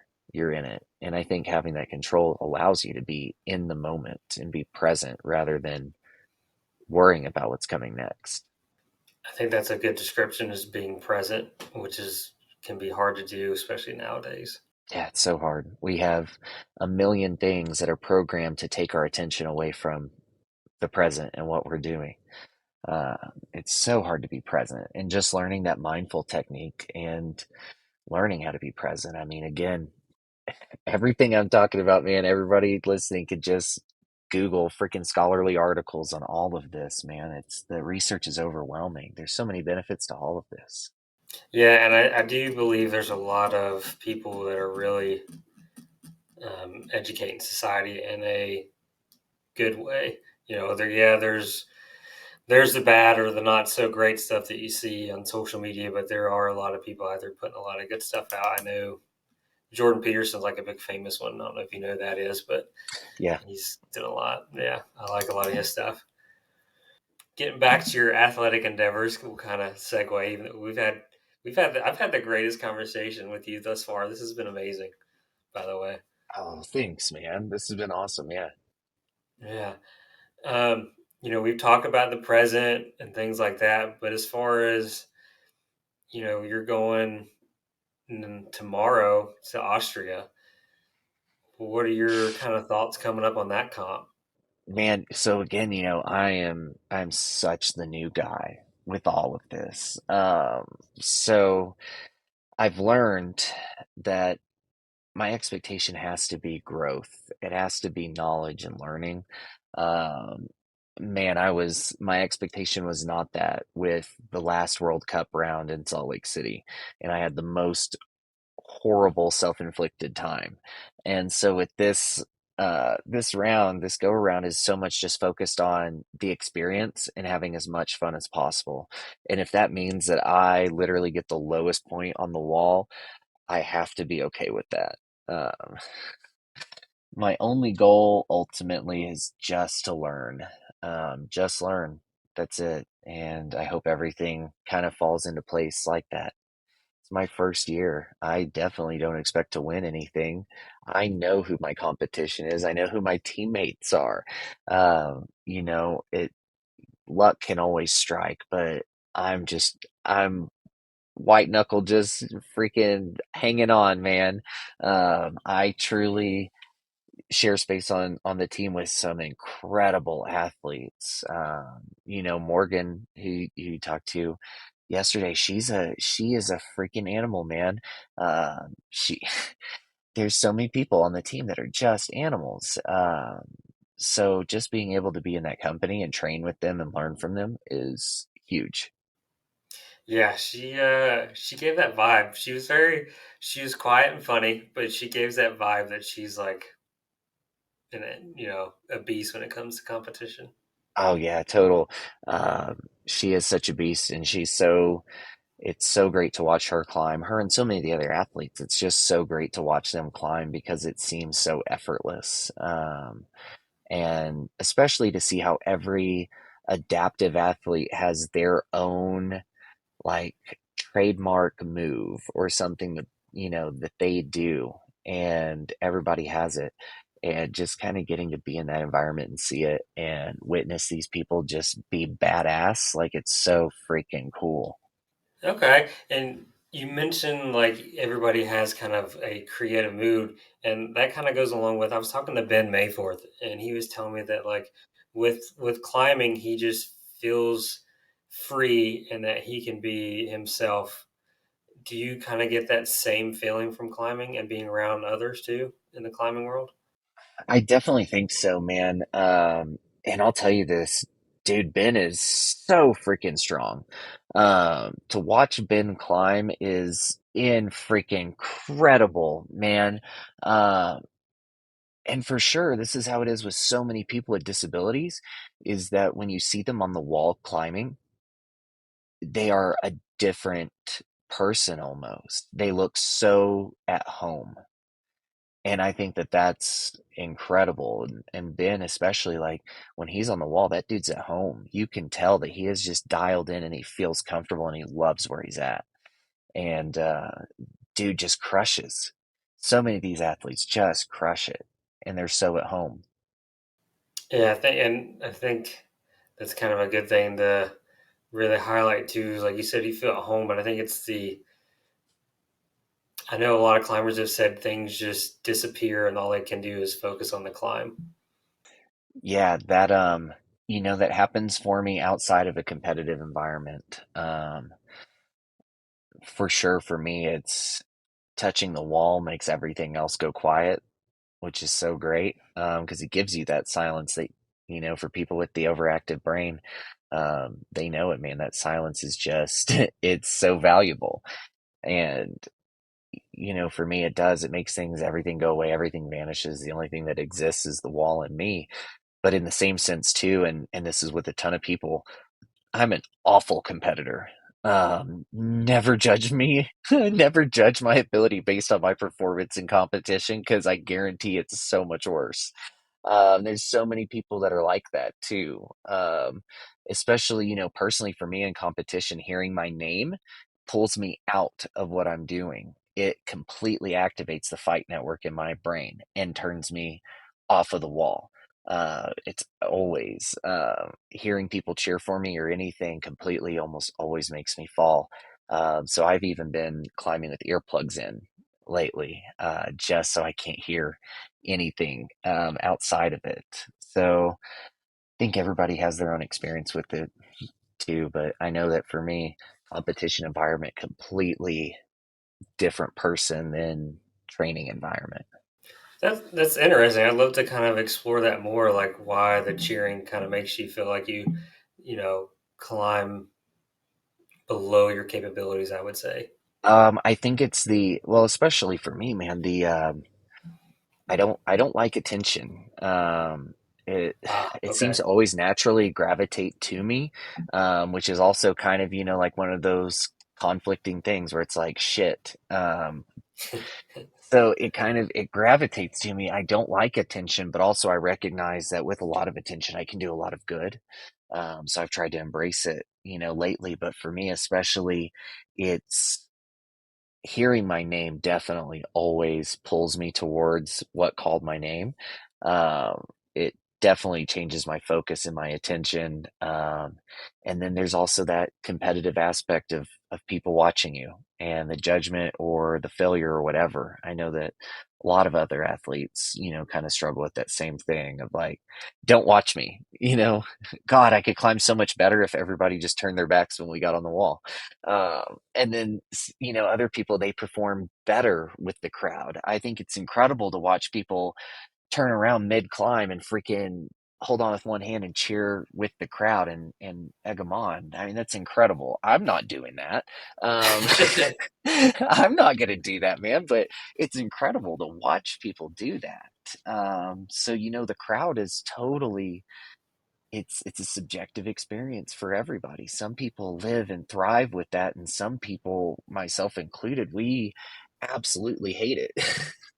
Which then makes you question, why we're competing in the first place, too. And trust me, I question myself every time. Why the hell am I doing this, man? Yeah, it's the attention thing. No one likes the attention, and especially, I come back to the veteran thing, but I mean, it is mostly veterans. But I wonder if it could be part of the uh, disability aspect too. You know, There could be a possibility of that. I know for me, and yeah, especially for me, man, it's the aspect of public failure. I think that's really difficult. I think a lot of veterans struggle with that too, is that public failure. Because especially in the military, anytime you had public failure, it was almost always ridiculed and it was a negative consequence. And then you're also taught day one, and I'm sure this is like this in the Marine Corps, man. Day one, you're taught consistently, in the military that everything can go bad and everything is life or death. Like, oh, your boots weren't bloused completely correct. Your battle buddy died. Like, that's so yeah, ridiculous. But, that's the reality that you're kind of, programmed with too, is like failure is like, it doesn't matter what the failure is. Everybody dies because you freaking forgot to eat your eggs in 4 minutes. It doesn't matter, man. So, that aspect of failure is so ingrained, like as such a viscerally like terrible thing for so many veterans, that when they experience that failure, and especially in front of other people, uh, it's just such a difficult thing to get through. And even the prospect of potentially failing in front of a bunch of people and strangers, and even for some veterans, it could be failing in front of civilians. They can approach it of, I should be better than this. In reality, we're still a human, man. Doesn't matter. I'm still a human. Yeah, I think that's it right there is the fear of failure, right? And Yeah, who hasn't been there? It's been like, oh, I should be better than that person. We all do it. yeah, yeah. And the military is that constant state of comparison. You're consistently getting compared to one another, and you're consistently trying to be better and promote and advance and be the best. And you're also given the most unrealistic expectations of success and how things should go. And, going out into the real world and then getting, hit right in the face by life. Like it can still take your breath away. So, what was it like for you to be in that environment, like the fear of failure, to now how you see like competition, where you're like, it's internal, not external anymore? Was that a hard transition, or was that pretty easy? How did you navigate that? I will completely self-identify and say that I struggle the most with my own self-competition and the shame and embarrassment of not doing as well as my internal expectations. That absolutely gets me the most, and I'm consistently working on getting past that, coping with that, right? People can think I did great, but to me, I feel like I should not even be there. Anybody that saw me at the World Cup in Salt Lake City, you experienced a totally not happy version of me because I was just so pissed off at myself for not doing near as well as I thought I could have or should have done. And of course, other aspects of life bled into that, but it was just so much of a different experience too. And so this time going into Austria, I'm trying to really flip that script and make it the most positive experience I can. Do you think like from the Salt Lake competition, now you're going to Austria? Do you think you maybe re-evaluate or maybe changed your like preparation routines or like rituals that you may have or like pre-competition routine? Man, I don't think I have like an exact, like pre-comp routine. And I have a bit of experience in competition, especially individual. I used to run a lot of ultra marathons when I was younger. And the thing that I learned so much was that the more attention that I pay to the prep or the routine or the ritual beforehand, the more opportunity there is for something bad to happen too. Oh, X, Y, and Z didn't happen. The stars didn't align. I didn't get to do my ritual. Now I can't perform. So now so much of it for me is just treating the performance almost like a vacation and like, okay, I'm ready for it. I'm packed. Now I'll show up and get on the plane when it's time to get on the plane. That's kind of the way that I'm trying to approach things now is so much of just enjoyment and being able to focus on it as the experience and rather than all the coulda, shoulda, wouldas that it could be. I think that's a perfect way to look at it. It's um it's hard. It's so hard and competition is hard, Um and it takes a special kind of person to be some of those people at the top of competition because of all the aspects of competition too. And for me, I'm still learning competition. I'm still new. I'm still new to the sport. I am just lucky to be here and be hanging on. So I'm just taking every day as it comes and just seeing what experience it provides me because there's going to be a learning lesson in every day somewhere. We just kind of have to find it. But you're out there doing it, and that's the main thing. You've gotten started. Trying, yeah, yeah. And that's the biggest thing is just doing it, just showing up. Really, that's it. Just show up. Who cares how well you do? Just show up and try. You know, um, there's a terrific, Teddy Roosevelt quote, the man in the arena. Anybody's free to Google it. I'm not going to try to freaking paraphrase it because it's so long. It's too Um, long.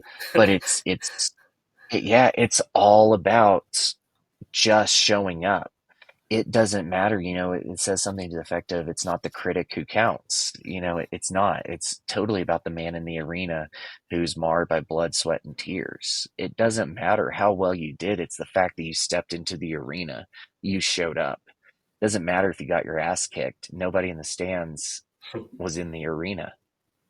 So much of it now to me is just about showing up and not caring what the critics say or critics think. And that's such a hard thing to do, but it's so important too. And being able to show up and get in that arena and that vulnerability is such a powerful thing because nobody can hurt you if you don't allow them to. It's I'm here. I'm in the arena. I'm in control. This is the environment I chose. Yeah, and like, which is a hard mindset to kind of wrap your head around or to comprehend, right? And because then you add in all the societal pressures to succeed and to do things like we were talking about, the fear of failure. But just putting in the work and getting 1% better every day, just like that book James Clear wrote, Atomic Habits. 1% every day is the best little compound. Yeah. And it really is. So much of it is just about becoming better each day than you were yesterday. And it's not this overall, like, my character leveled up today. Some days it can be, I just got a little bit better at, you know, sweeping the freaking floor. Now it doesn't take me 20 minutes to do it. It doesn't matter, but it's just a little bit better every day with something compounds and every day becomes better. And it's so much about that, but also recognizing that it's not always linear too. Some days just freaking suck. And sometimes you have to accept it as this just sucked, and move on. Tomorrow's a totally new day. Yeah, the linear progression, that's a good way to highlight it. Because, like you said, sometimes it's two steps forward, one step back. It happens. And, like, don't, like Yeah. we've said multiple times, don't beat yourself up about it. Yeah. So much of it. And again, it's like, it's expectations. We go in with this freaking expectation and we didn't meet it. Now we're crushed. And at the end of the day, it was our fault. It's our fault that we're crushed because we set this unrealistic expectation. But I will tell you this, the best way that you can always be pleasantly surprised is to go in with no expectation or the simplest expectation. You'll always be pleasantly surprised by the outcome. But if you go in expecting the moon and stars and you don't get it, then you're pretty pissed. What would you tell someone that maybe feels like having those expectations like makes them better, but then when they don't meet them, well, how would you tell them to maybe cope with that or reconfigure their thinking about that situation? I struggle with it so much, having those high expectations. And I think, again, this is something that a lot of veterans struggle with is that high expectation of yourself. And it's such a hard thing to get through and past. And people that are close to me or that train with me, they see it the most in me, where my expectations are completely what tank a training session too. The biggest thing that I've learned through all of this is just having grace for yourself. Like, it sounds so ridiculous when you hear it to love yourself, but so much of it is. If my daughter were doing the same problem as me and she fell off of it, I'm not going to sit there and be like, you're a terrible freaking climber. You should quit.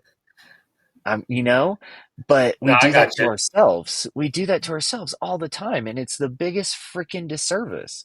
Like, if I heard somebody talk to me the way that I talk to myself or to one of my friends, I'd be like, "Hey, dude, don't talk to my friend that way." Like, but we're okay with it when it's ourselves, and that's shouldn't be the case. We should be our biggest protector and our biggest supporter and our biggest cheerleader. At the end of the day, I fell off of it. Oh well, I'm here freaking doing it. Uh, Maybe I'll get it, maybe I won't. Who cares? But it doesn't define me. It definitely doesn't define me. Yeah, and you're absolutely right. Like, I can't remember. I was watching either another podcast or something, but there was a guy talking.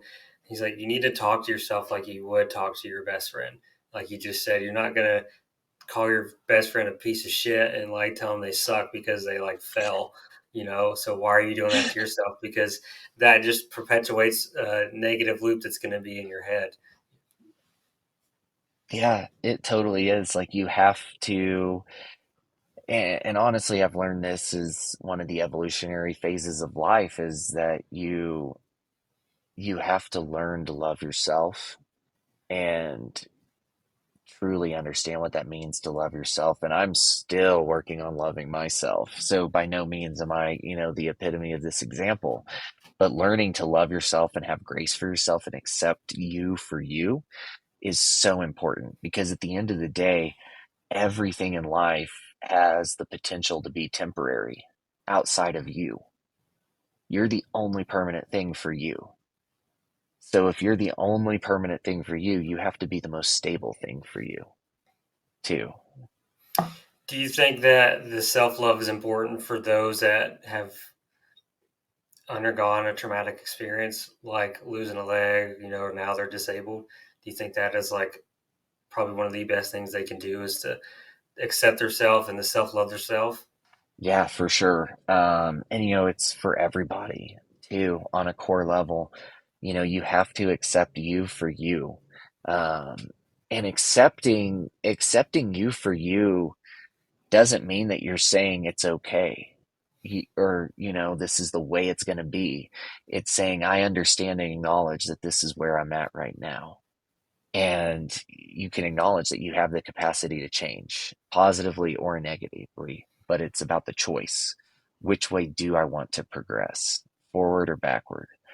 And just making that choice is a majority of the battle. And as long as you consistently show up and make that choice of like, I'm going to make a positive change, you're going to continue to make positive change. Always comes down to a choice, doesn't it? It's always a choice, man. And every choice has a consequence, whether we like it or not. That is fair.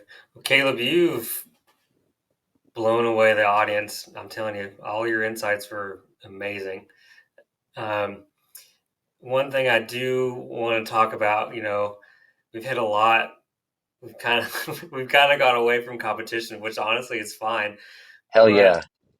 one thing I kind of want to ask and kind of get your thoughts on, or climbing has been not approved yet, but it's on the cusp of getting approved for the Paralympics. So, what's kind of your thoughts and hopes on that end? Man, it's kind of like I was saying earlier. As long as we keep the expectations super low, we're always pleasantly surprised. It's Okay. man, that's 4 years away. So who knows? Um, who knows? 4 years, so much can happen. Um, I'm hoping within 4 years the competition field has completely changed and we see so many new faces.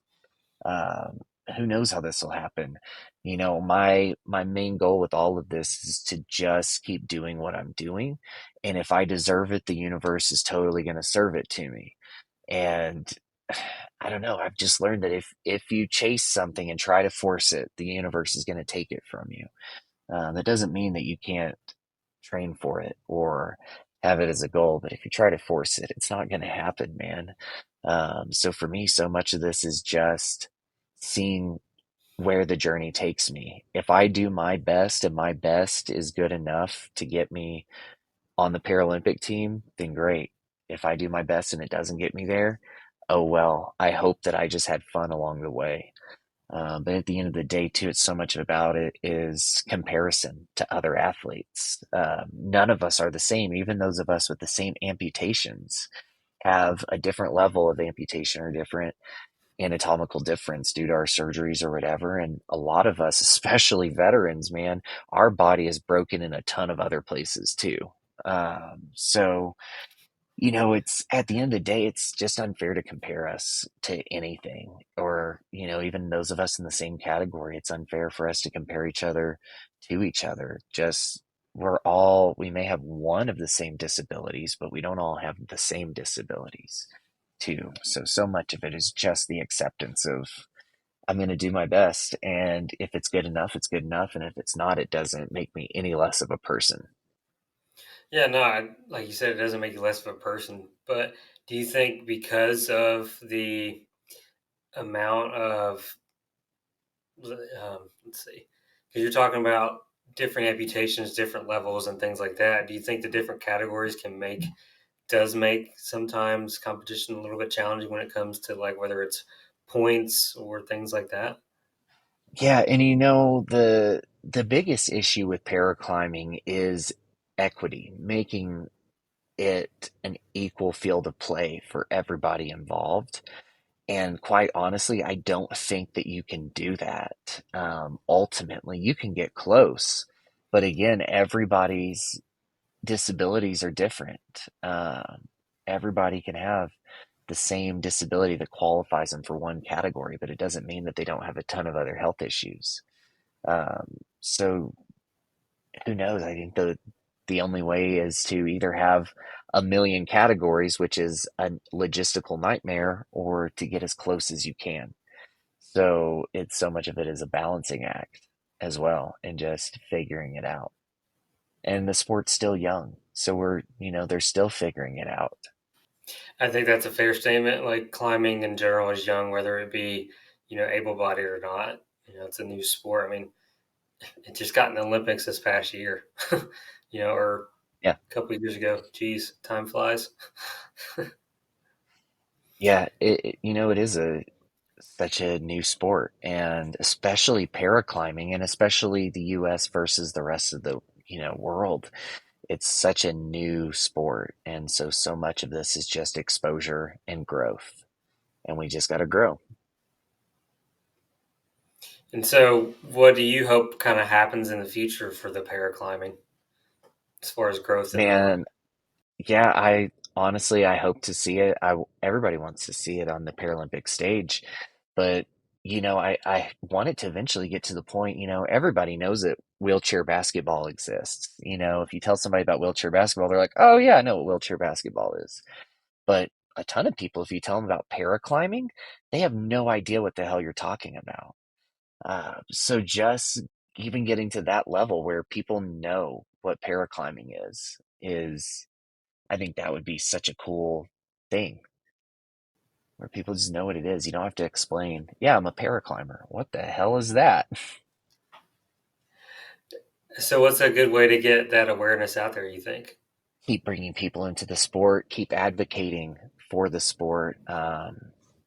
The sport has to be equitable for those in it. It has to be enjoyable. There has to be internal representation as well, because just getting somebody in the door isn't enough. You can get a new paraclimber in the door for nationals, but you got to keep them coming back. And a lot of that has to do with representation from the inside too. Having disabled people that are working behind the scenes too, not having just able-bodied representation, because that's also impossible to adequately do. So, so much of it's just exposure, getting people in it, keeping them in it, and showing people what we can do. Do you think you guys, though, within the community, do a good job of like retaining people and like, um, yeah, retaining people? Yeah, I think so. I'm not too sure about on the competitive side of it, but I definitely believe for the sport as a whole, um, you keep far more people, disabled people that try climbing, you keep them than you lose them. And there's still always people that try it and they're like, that was really cool. I've never had somebody try climbing and be like, this was so stupid. Everybody, it's super cool. Even if it's not their flavor, they're like, hey man, that was really cool. It's still not my flavor, but that was really cool. I can appreciate it. Um, so, it's just all about just getting people and exposing them and letting them, if they like it, they like it. If they don't, they don't. Yeah, it's kind of been my experience too. Going along that they might be a chocolate person, but they'll eat vanilla once in a while, or at least try it. Yeah. Yeah, and you have some of those people, man. They love going to the gym, just not the climbing gym. Or they'll go to the climbing gym once a month with some friends, but other than that, you're not going to catch them there, and that's cool. Yeah, no, like I said, we want everybody to come and have a good time in it. Like I said, but sometimes that bug gets you, and we're like, yes, win for climbing. Yes, yeah, and it is so fun to convert somebody to climbing.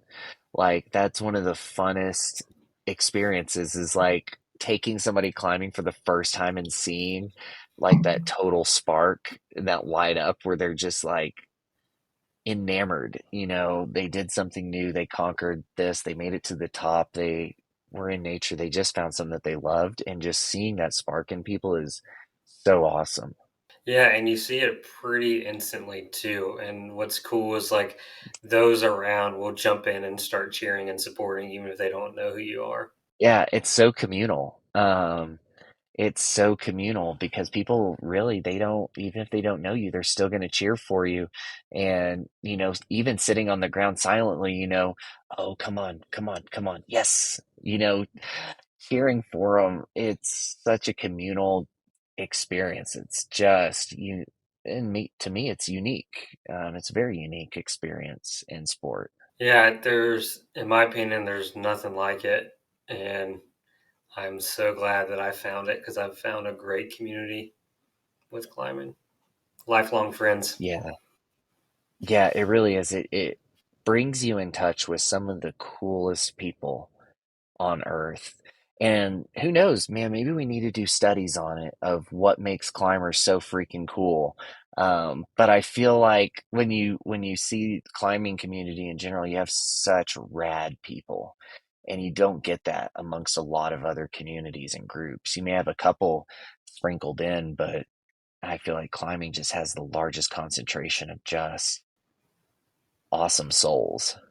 No, I agree with that because I've seen it, I've felt its effects, and I wonder. I think Morgan hit it pretty good when she said it was just the love and support she felt, and I don't.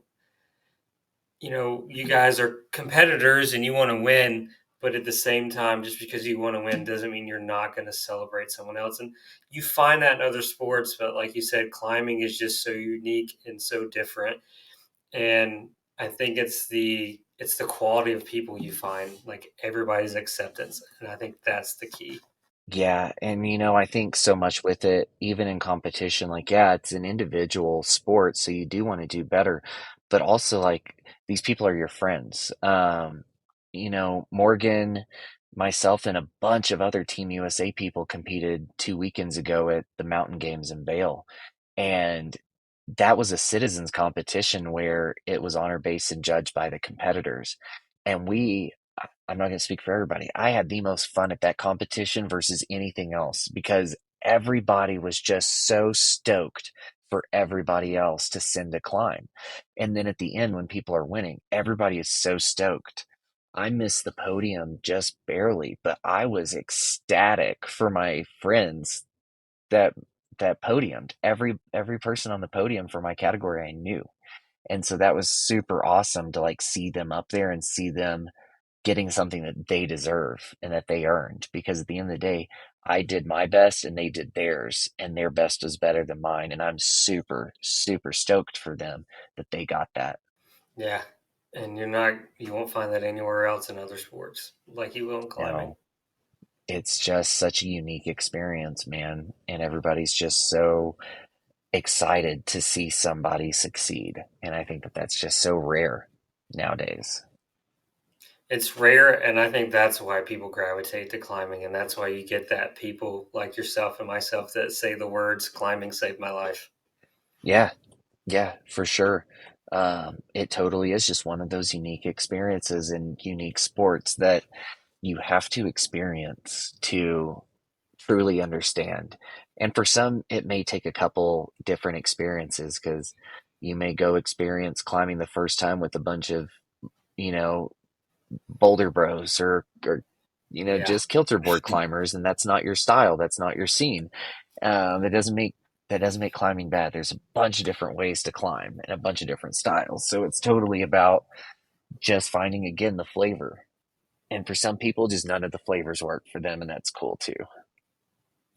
yeah, that's fair. There's all types in climbing. You got the boulder bros, you got the trad dads, you got the outsiders versus the insiders, stuff like that. But yeah, you'll find your crew, and like you said, give it more than one try. Give it three or four, and you'll definitely be amazed. Yeah, and to me, it just always, it's like an adult jungle gym. You know, you're not allowed to climb on shit in real life, out in public. You can't, at some point, you hit that age where you're not allowed to have fun. My 6-year-old daughter, she can, you know, jump and dance and bob and have fun. That's completely, socially accepted and expected. But we hit this point where we grow up and we're not as allowed to have fun, publicly. But to me, I so think that climbing is just a big freaking jungle gym, and I get to have as much fun as I want, and nobody can tell me no. Yeah, it's like being a kid again, getting to climb trees and stuff like that. But like you said, it's socially acceptable. Well, is it socially acceptable to go and throw yourself at the rock and climb 40 feet up? You know, um, it is funny to talk to people and see the reluctance for climbing, because of the height or the distance or the fall or whatever. And then for people that do it consistently, the complete trust in the gear and the system and everything as well. It's so wild. Yeah, and I think that's where people have some misconceptions. It's like, yeah, okay, climbing is dangerous. So is getting in your car.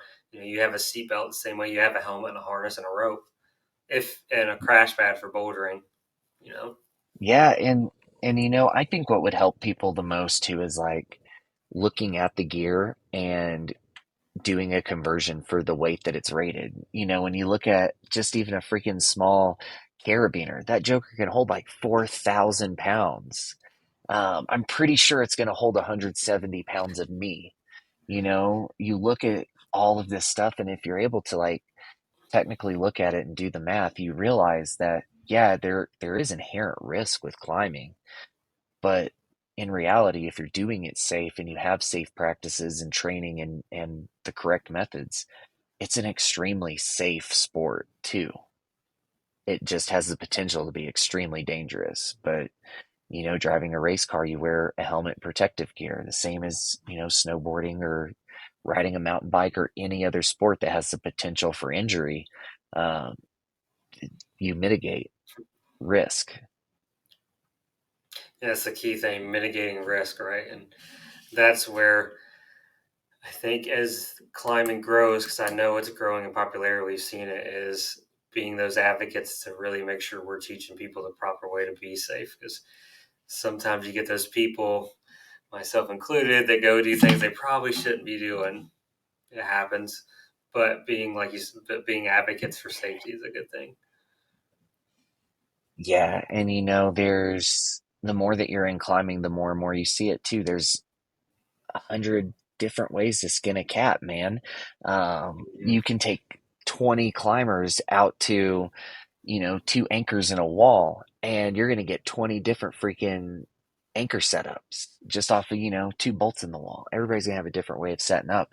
And some are better than others, some are different but the same. So much of it is there's so much to safety, and there's so many different things to all this, man. Look at how many books there are on how to build anchors. If there was one solution, there'd be one anchor. But there's a couple of Yeah. those books I got, man, there's a bunch of different anchors in there. So, it's so much of it is learning how to safely do it and learn what the safest application is for that scenario. Yeah, that's the key right there. What's the best for that scenario, right? Because not every anchor is going to fit depending on where the situation is, especially if you're like a hanging belay or things like that. But now we're getting really into the weeds on that stuff, but which I love. It's so fun.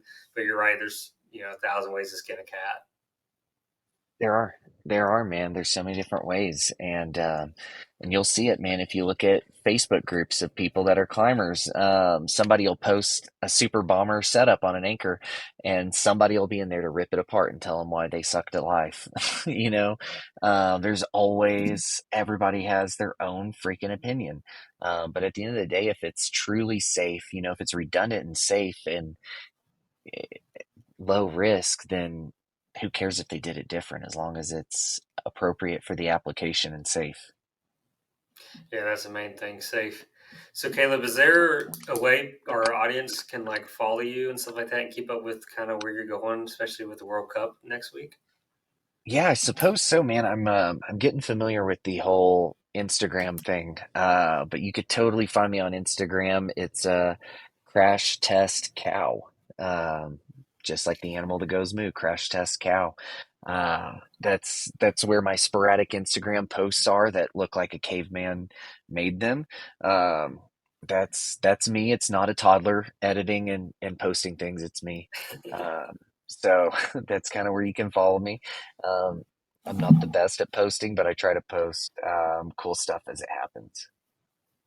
Kind of like the hashtag no filter. Is that what you're saying? Yeah, man, hashtag blessed. I'm not good at the social media thing, and it still always comes down to that attention. I don't like attention. But Yeah. so much of this sport, and especially in today's society, like social media is a driving force behind so much of this. So in a ways, a lot of it is a necessary evil. So I'm still learning how to navigate that social media network and be comfortable with doing it. But I try to post the cool things that happen. Yeah, I'm right there with you. I'm still navigating it and figuring out how to blur that line between not getting too personal and only posting the right things and things like that. So I'm right there with you, man. I feel you. Yeah, and I think, man, you just have to make it, whatever makes you comfortable, that you just got to make of it what you can. Some people are great with social media. Some people love attention. Some people hate freaking social media, and some people hate attention. I think so much of it is just learning how to manage it and make it work for you. For me, that's kind of posting one thing every week, like one thing a week, and then the rest of the time not really getting on social media at all.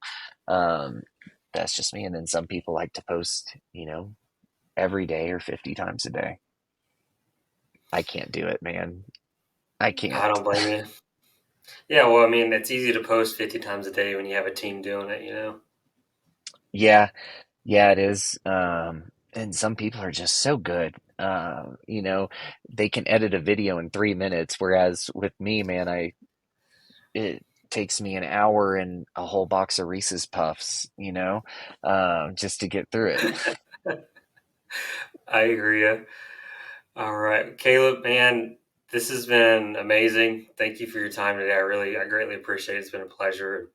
All your insights were just so spot on and great. Thanks for sharing your opinion and your candor with everything. Absolutely, man. Thanks for having me. I'm so glad that what I said made sense for the most part. Super happy to do this with you, man. Hopefully one day we can climb together, dude. Oh yeah, well, we'll figure it out. Trust me, I'll make it happen. Okay, sounds like a deal, man. Awesome.